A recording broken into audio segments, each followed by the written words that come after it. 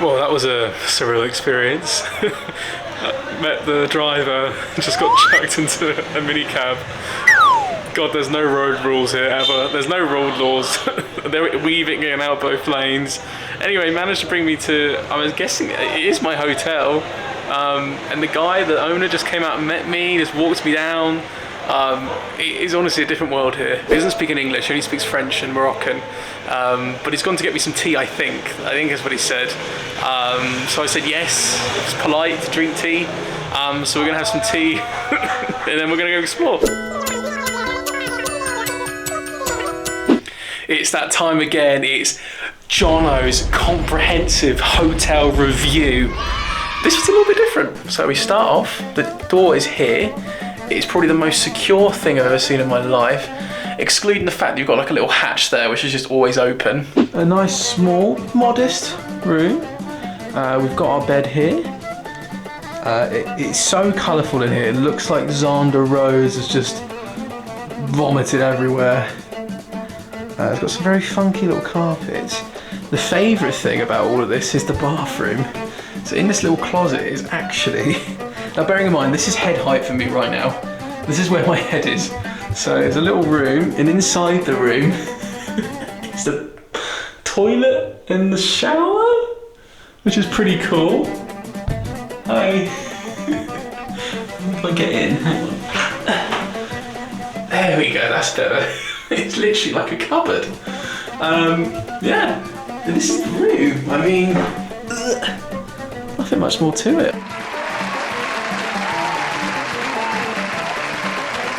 Right, we're going to head out, have a quick look around near the Airbnb. I'm not going to bring the camera out, just want to keep it safe for tonight.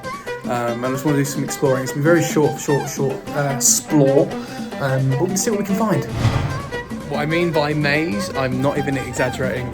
So this is the street that we're on. It is the maze, and like there's a yeah.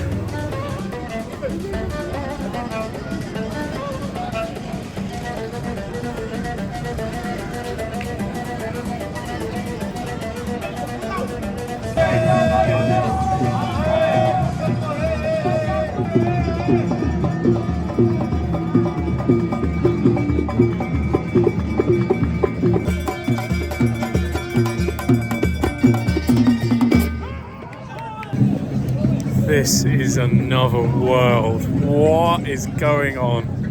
Maybe I'm just really tired, but this is just a fever dream. So I've just realised this is the famous square. This is the main square in Marrakech. Alfina. Hang on, let me Google it. I'm going to butcher it. Jamal El Alfin. Jamal El Alfin. Something like that. It's a square, and it's busy. And for that reason alone, I will no longer be pronouncing names of places in Marrakech unless it's with the power and magic of a voiceover. And while I'm here, just want to remind you all, I'm running off 3 hours sleep, so me is dead. However, I'm going to be more energetic tomorrow, I promise. I have zero faith in any traffic laws in this country at all. Green man does not mean go in this country. Green man means you can go if you want, but you've got to run the risks of being hit by a taxi, a motorbike. I will say, I'm going to say this a million times in this vlog. In Marrakech, if you're on a motorbike, you are free to go where you please. What a city! Wow.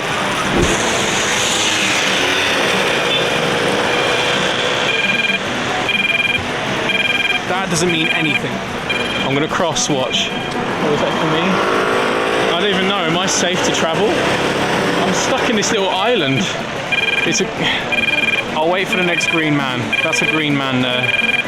I'll wait for the next one. Because as you can see, no one gives a shit.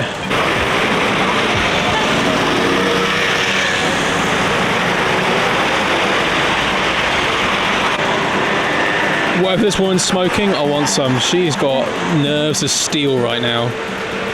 Maybe the rule is you just don't go when the green man signals. Maybe you just go when you want and the car's just like, listen. All right, here we go. All right, fucking book it now. Book it.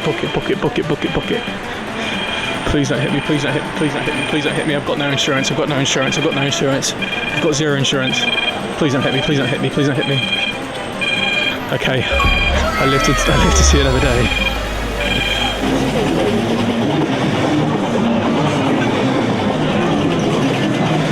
The market stalls are packing up, but as you can see, it is still very, very busy, which is really cool. And I know what is this. What is this? This is typical of Marrakech. This is tangia, lamb or beef. I cook it for 7 hours. Wow. It's very delicious. I cook it for 7 hours. It's very delicious. Oh, amazing. Looks great. That's great. After being held hostage by the local Tangier man and his fine assortment of meats, I asked him a couple of questions off camera, trying to get a better idea of what life was like in Marrakech. And of course, the only thing he would not stop talking about was his goddamn Tangier. This is typical of Marrakech. This is tangia, lamb or beef. I cook it for 7 hours. It's very delicious. This is here. My restaurant. I have skewers, I have fish, I have tagine, I have couscous, everything. And question: what is the one thing in Morocco you love the most? This is tangia. Is your own food? Tangia. In Marrakech. Marrakech. Yes. Chicken, beef, chicken spicy if you want. With dough, you know this? This is liver, you know? Special food Marrakech. The liver with onion. The big liver of the beef. We have the sausages. We do eggplants, pepper, potato with eggs. We have sausages. We do sweets. Pastilla, you know? And what number stall is this? 31. 31. 31, the best one. Remember that. 31, the best one. I now feel partly responsible for like a promotional video for every single stall in this market. They were really sweet though. They were just like, come film me. I want to talk you through our menu. So if you're ever in Marrakech, number 31's the best one. Number 31, stall number 31, guys.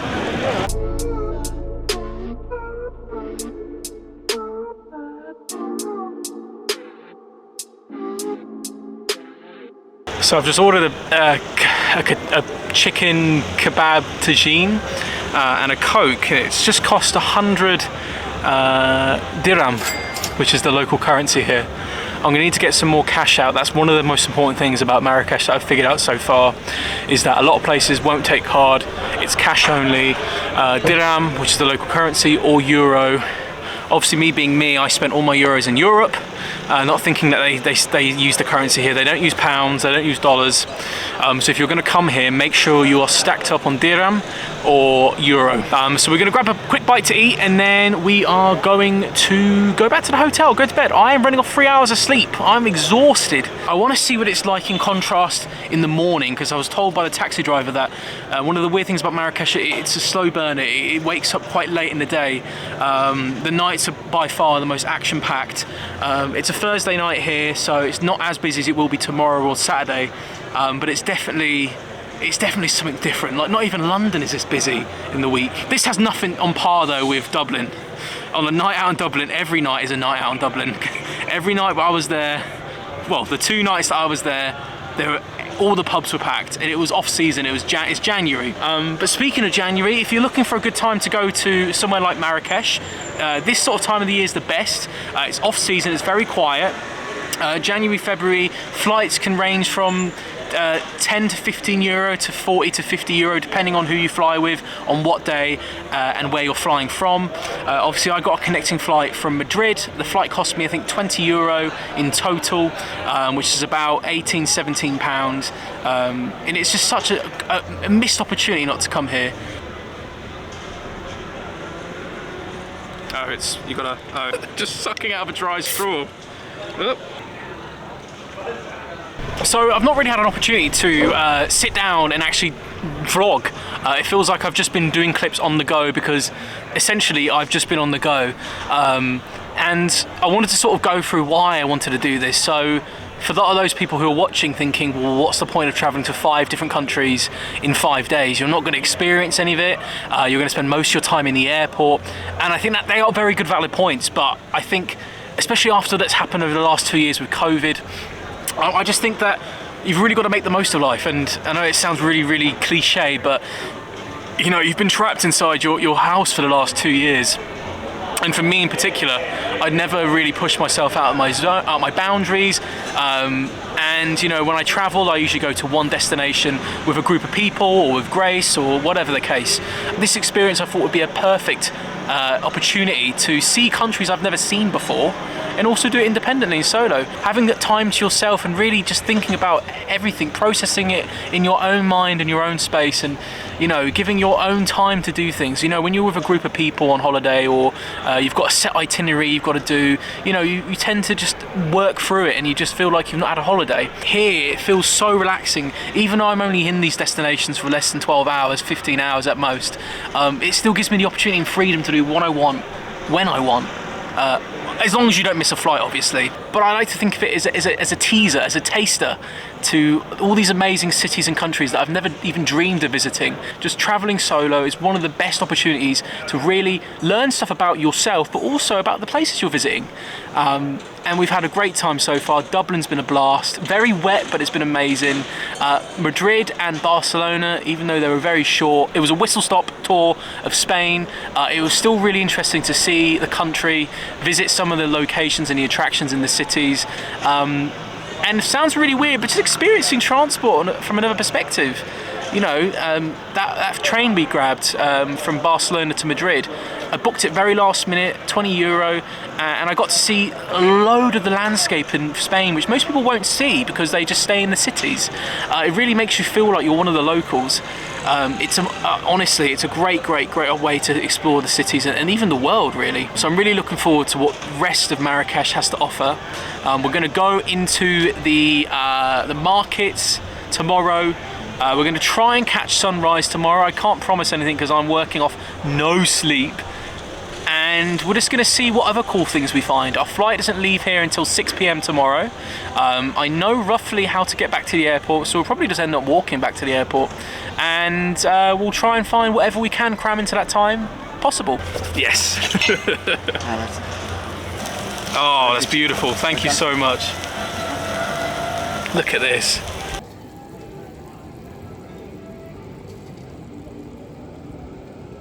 Amazing lamb tagine. I am stuffed and I will be going to sleep in a minute. It is almost 1 o'clock and I have been up since 3 a.m. yesterday. Today, almost 24 hours. Tired.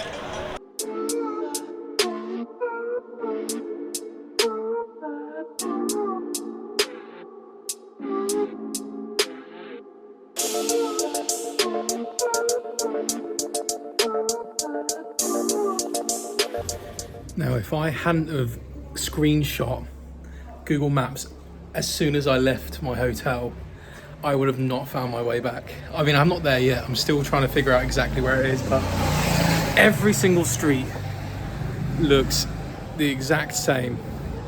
Like, I'm really struggling at the moment, but it's fun. Like, I didn't even realise it. I literally filmed that clip there and didn't even realise that the hotel is here. That light there's home. This feels honestly surreal. It feels like a film set, like it's a period drama from, you know, like there was horse-drawn carriages just going by. It just looks, it's so hard to describe.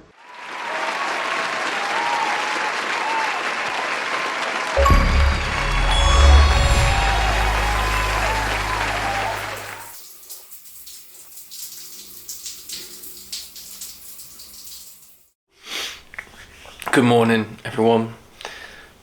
Just woken up. God, this lighting makes me look like poo. It is It's 8 o'clock, which is actually pretty late given the fact what we've got stuff to do today. But I've got up before sunrise to try and catch sunrise.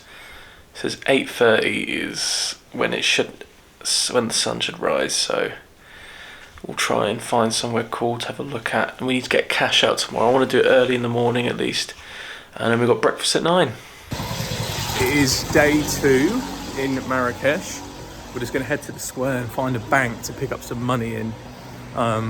Judging by the looks of it, I think we might be on time for sunrise.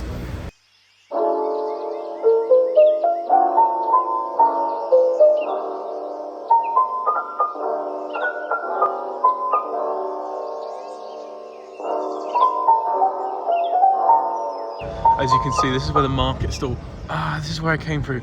So I came down this way last night and walked through the market stalls. As you can see, they're just pitching up now at about 8:30 a.m. Yeah, this is exactly the where we walked down yesterday. So crazy. And then this is the square over here. Obviously last night this looked completely different. It was jam-packed with people. Amazing. Or was it over there? I'm so confused. No, it definitely was. That's where we went upstairs for our dinner last night. Yeah. How did I come out of over there when I live over there? Hello. I guess this is the bustling rush hour traffic of Marrakech. Just your old little scooter, motorbike. I think they're scooters. I don't know the CC of them. I don't know much about scooters. Found an ATM. This looks pretty legit as well. So time to get some dirham.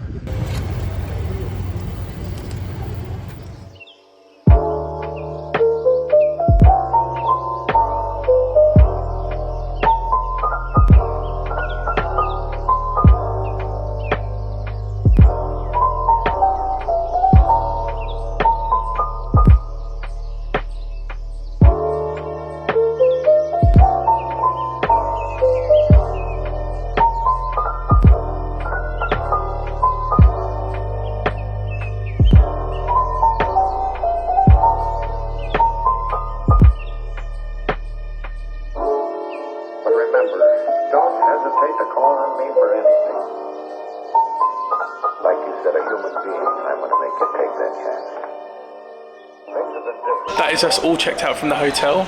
If you guys want an amazing place to stay, I'll put the Airbnb details in somewhere because this is an outstanding place. The service is amazing. Now it's time to hit the market. Shopping.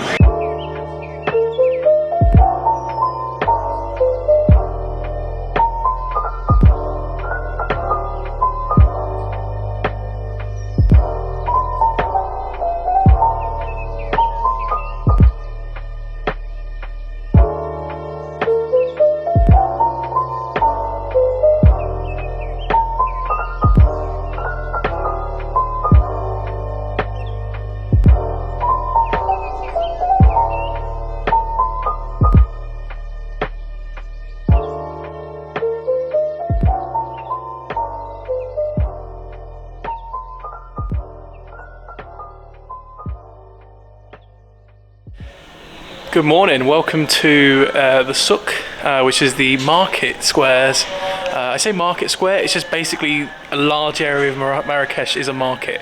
I'm in a quieter area, it's still quite early in the morning. As you can see by some of these closed doors here, yeah, there's still a lot of stalls that either aren't open yet because of the time or because of the season, because it's still January and there's no point really being open financially. We're just going to wander around, have a look and see what we can find, see if we can see anything cool, pick up some souvenirs or some little trinkets, and enjoy the day. Let's see what we find. It reminds me a lot, in different ways, to Venice. Every single street looks the same. The scale of it, though, is by far at least triple, if not quadruple, the size of Venice's streets. And the problem is Google Maps doesn't really show you exactly where you are. It just puts you on a block with no roads. It's just figuring it out for yourself, which is really, really cool. That is one of the places I want to go to, Le Jardin Secret, which I'm guessing is just a secret garden. It's not very secret if there's a sign for it. I think next time I come here, I'm going to need to make sure I wear appropriate footwear. The shoes I'm wearing are not good. Because they just wash the cobblestone every morning with water, it's very slippery.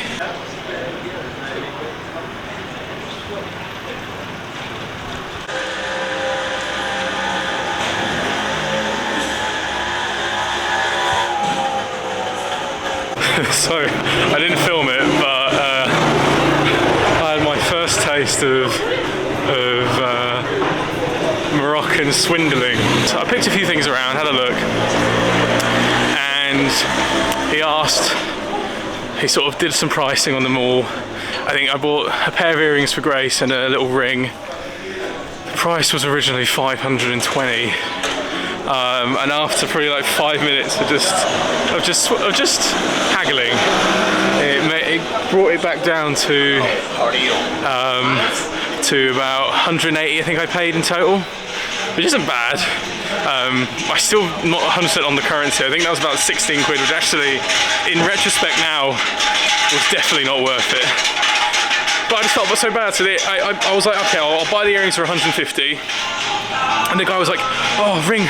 Because I put the ring back, that's the key. You pick 2 items, and then you put one back.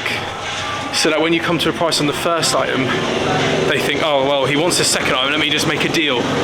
Instead of paying whatever price they want for both items. Yeah, I think I definitely got swindled. Things I was like 150 for the ring, and then he was like, how much would you pay for this with the earrings? I was like, well, like I'll pay 180. Like, you know, it was so funny. I did say 100, which is actually a lot of money. I think next time I'm gonna have to set my bar so low. Yeah, I definitely got scammed. I've got a nice ring though. We're getting closer to the Garden of Secrets, or the Secret Garden. I can sense the secrets from here.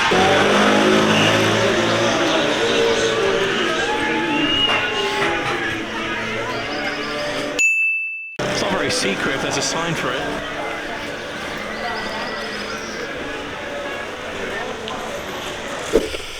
I found the secret garden. It's very secret.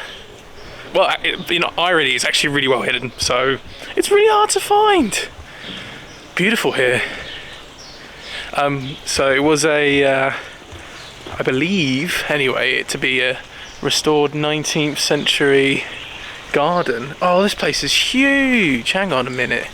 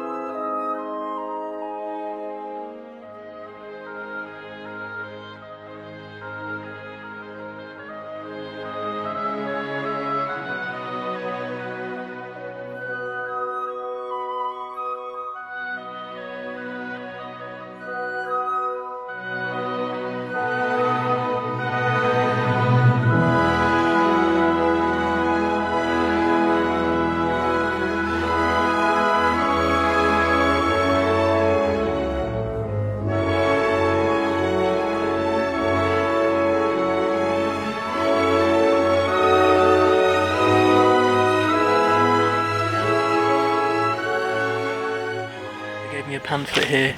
So this is a typical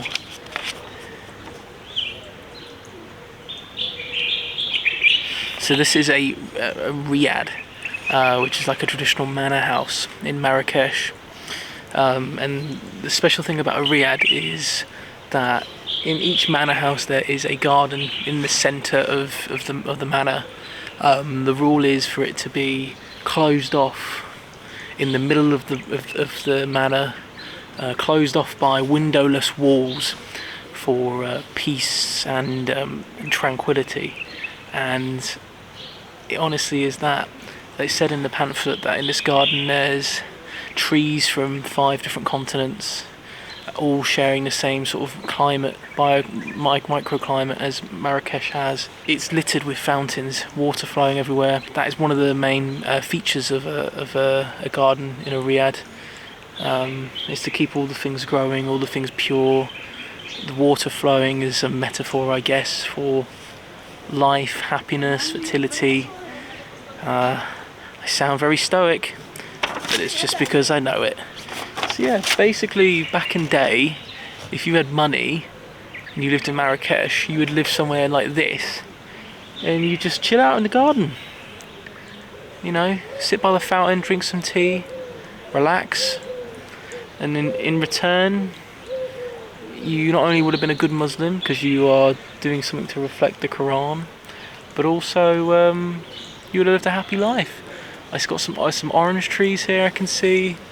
This is a lemon tree here actually. I didn't realise. There's a lemon tree. Get my fat head out of it. There's lemons. You've got lemons there. And then you've got oranges over there. Look how great that is. It sounds terrible, but I'm now bored of plants. I'm gonna sortir out of here.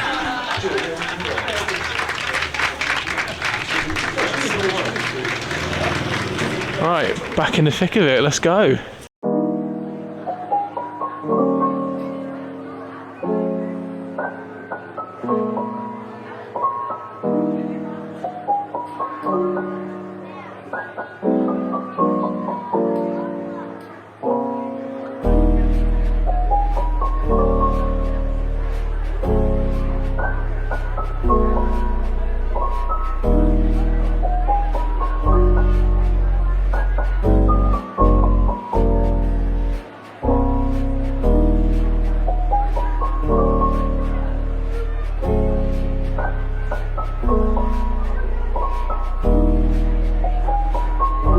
So I found where they made probably the ring and the earrings earlier. Clearly it's local sourced from just scrap. I want to get out. This is too much of a maze. It just all looks the same. It's like I don't know if I've been through the same bit twice or if it's brand new. Are you big welcome? Come on to Marrakech. There you go, yeah, I heard it from the horse's mouth. Okay, we're out. It felt like we were in there for hours. The garden really broke up. It was good to go see the garden actually, just from a break in between the endless stalls. But saying that, I think we're just going straight back into it.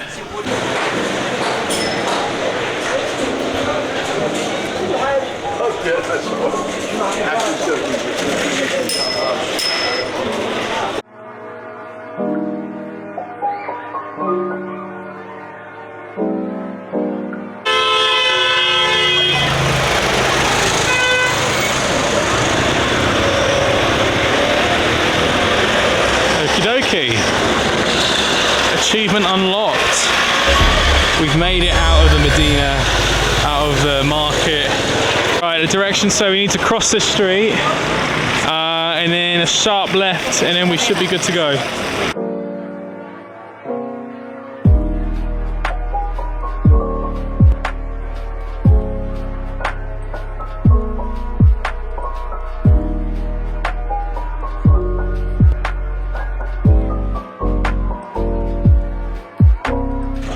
There is so many nice gardens here. It's so relaxing. Gonna sneeze.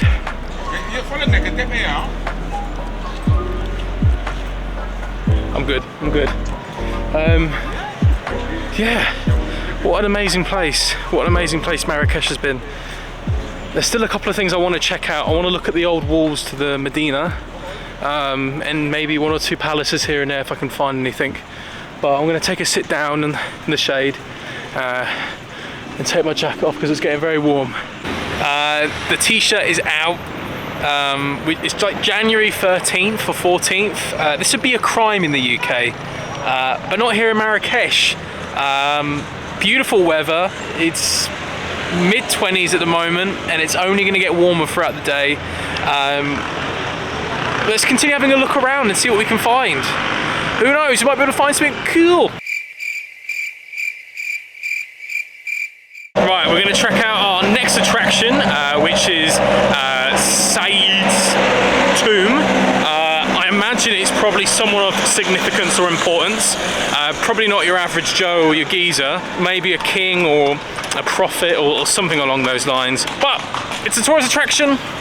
We're a tourist and we gotta vlog it. Let's go.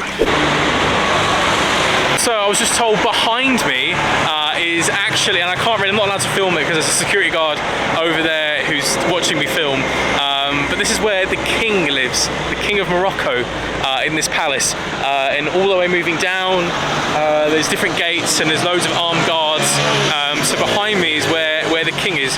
Unfortunately, all I can show you is this wall. But yeah, pretty cool.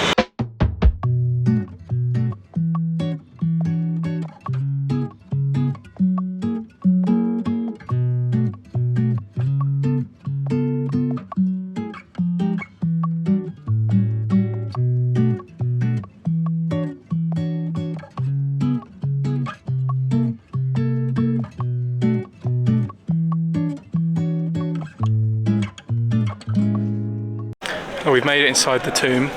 I don't know the historical significance for this place, but I'm sure again that post-production Jono will know way more than I will. So just enjoy the scenery. The Saidian tombs was a famous necropolis built to celebrate the death of the royal families and sultans that ruled over Marrakech, in particular during the reign of Ahmad al-Mansur from 1578 to 1603, where he was ultimately buried alongside other notable sultans and royals.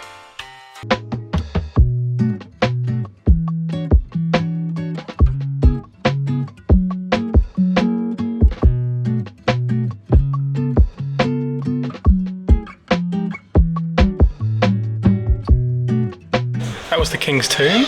Pretty cool. Another landmark off the list. Right, next thing on the list is to get the national dish. I still haven't forgot. We need to get some couscous. Let's try this place.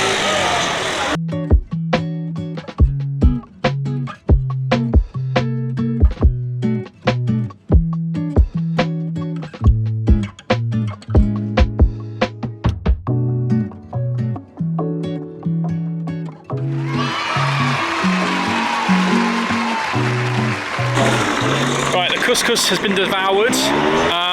We're going to slowly make our way to the airport, but we're going to do a couple of tourist attractions on the way. It's about an hour walk back to the airport, and I want to see, there's a couple of gardens along the way which will make it more of a trip. I've got 4 hours until the flight, but I thought I might as well make my way over there now because I don't want to fork out like €15 for a taxi, which takes 10 minutes. It's definitely getting a lot warmer. It's definitely not Dublin, that's for sure.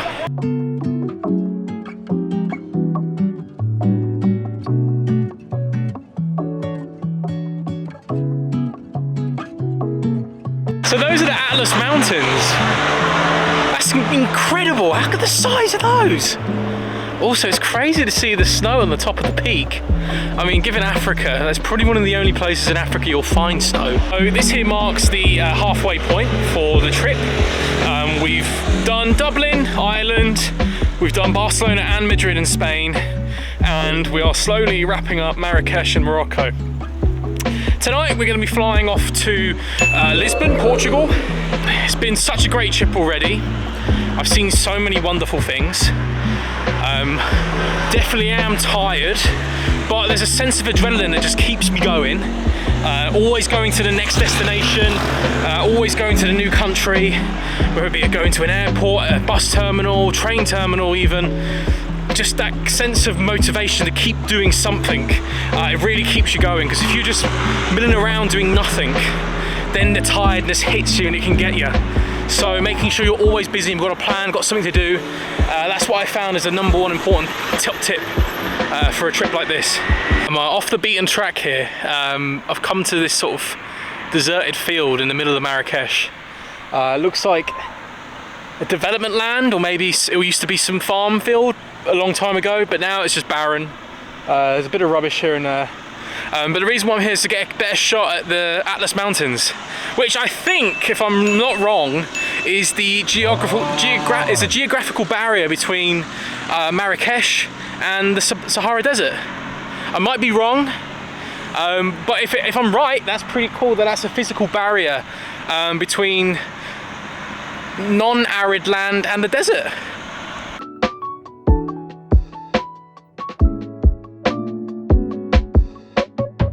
So time for a Marrakech fun fact. It's that time. So Marrakech itself is actually known as many different names. One of them is the Red City. Now the reason why it's called the Red City is because those walls we showed you earlier, they are distinctively red, and that's down to the materials that the wall's made out of. It's made out of a clay and other things which over time have coloured to resemble a similar shade of red. Another weird thing that I didn't see whilst I was here, but I've researched, is what's called a Moroccan kiss. Now, if you don't know what a Moroccan kiss is, it's very simple. Obviously, public displays of affection in Morocco, if you're unmarried, is punishable by law. I guess one way they work around that, especially if it's with a friend or another person, is the Moroccan kiss, where essentially you rub up to the other person's cheek and you just make kiss noise. Just like that. Just like that. I don't know, it works for them. I haven't really decided how I want to format these videos yet, but if it does somehow end up making its way to YouTube, I would really appreciate if you could subscribe, like, comment something loving or hateful. You hate me doing this, you love seeing that, I miss this really, really cool thing. You should come back and do this, you should travel to here, to there. You shouldn't travel here, you shouldn't travel there, whatever the case. But do let me know. Give me any feedback you have about vlogging. It's my first vlog, and I've vlogged 80% of it without a tripod as well, so it's been really, really scuffed and probably up close. A lot of the footage is probably not going to be used. And I think that one of the most important things is that this trip itself, there's no sponsor.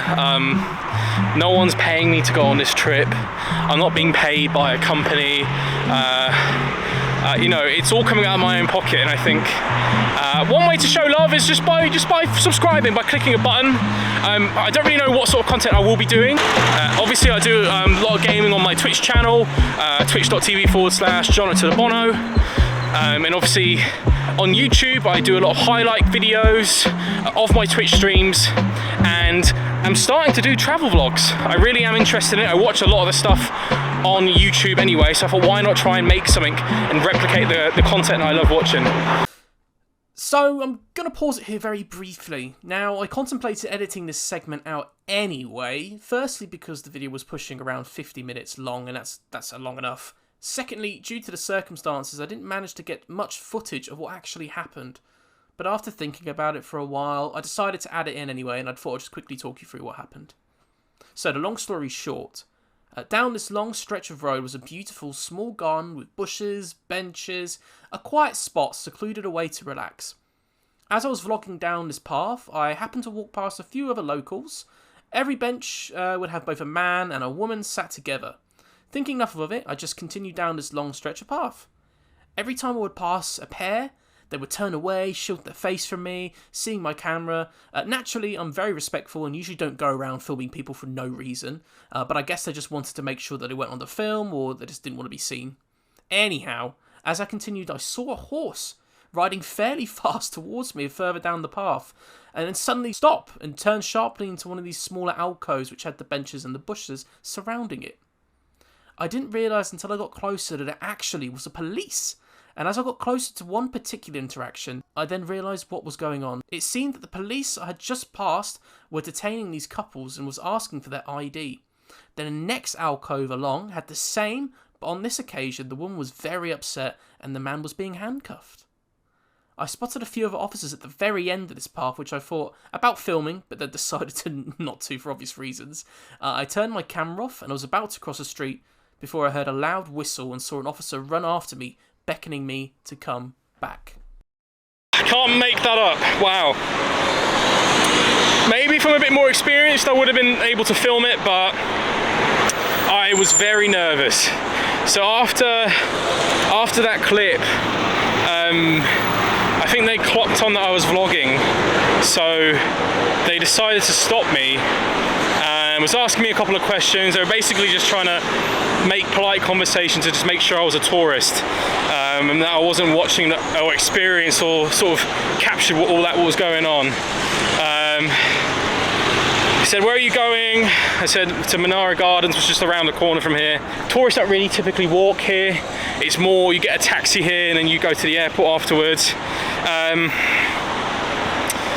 Yeah, and I kind of played dumb to the fact that I didn't realise he was there and didn't realise there was police there. I knew full well what was going on.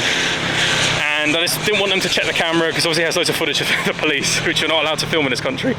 But yeah, hopefully those people are okay.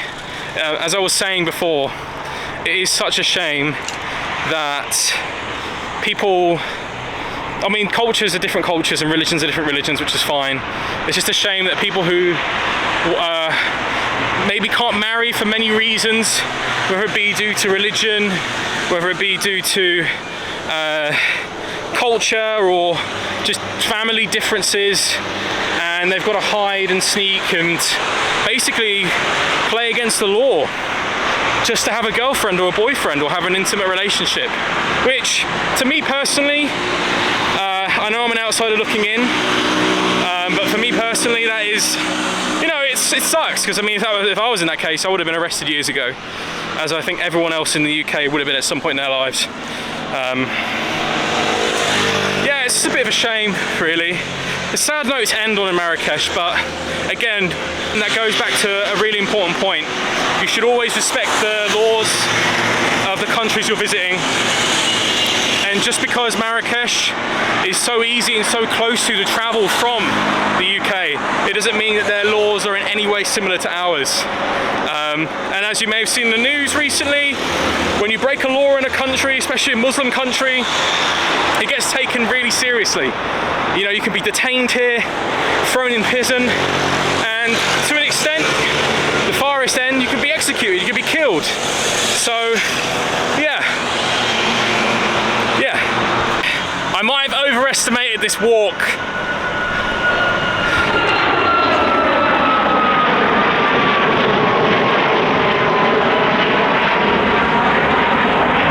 We're near the airport. I was going to quit, but a taxi beeped at me and was gesturing me to come inside his vehicle, thinking I'm weak, thinking I'm not about it. Well, guess what? I'm the most about it person in the entirety of Morocco. I will get to Menara Gardens and the airport. Whether or not both of my feet are broken, it doesn't matter. That was another taxi, that's now 2 taxis. I'm now not only doing this for me or the other taxi driver, I'm now doing it for me, the other taxi driver, and that was just gone. There is no way I'm stopping.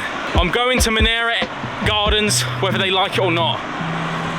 Granted, I might get a taxi back if they want to offer it, but I'm going there by foot. I'm hoping there's a nice path that leads into the airport. I'm hoping, because they're right next to each other, the airport and the gardens. You've just got to go down a long stretch of road to get to the garden.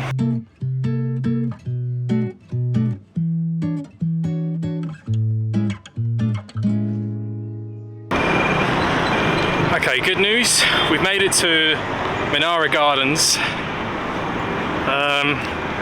Bad news is there's no entrance to the airport from here. I've got to walk all the way back and go around, which isn't very good. And judging by the looks of the things here, it doesn't look like there's much going on either. I'm so hot. I'm done. Fuck it. All right. Here you go. Here's Menara Gardens, guys. Important thing is, my morals have been kept. I got here on foot, no taxi needed. Not on my watch. Thank you very much. Bon voyage. Merci, monsieur. Merci, monsieur. C'est bon voyage. Au revoir. Attends, monsieur. Ah, okay. Bon voyage. Bon voyage. Do you want to say hi to the vlog? Christ, coming out and into Marrakech airport is just, you're more likely to die just at the airport terminal because of the taxis. They're all beeping at each other, having beef with each other. One of them was trying to fight the other one. All over like €10 for a trip. Hear that in the background? That's just them. I don't understand how this country works. But with that being said, we're back where we started off less than 24 hours ago in Marrakech airport. We're going to get through security and make our way on to our next flight, which is the 6:45 flight to Lisbon, Portugal. Thank you. Whoopsie! I lied. My flight's at 8:45, not 6:45. It's 4 o'clock, which means I've got about 4 hours until just over 4 hours until my flight goes. Joke's on you, Dublin. I'm 4 hours early for my flight. Try and cancel me this time. Picked up a mascot from my trip in Marrakech. I don't know what to name him, so if someone's got a good name, a Moroccan name, a camel name, a name, let me know.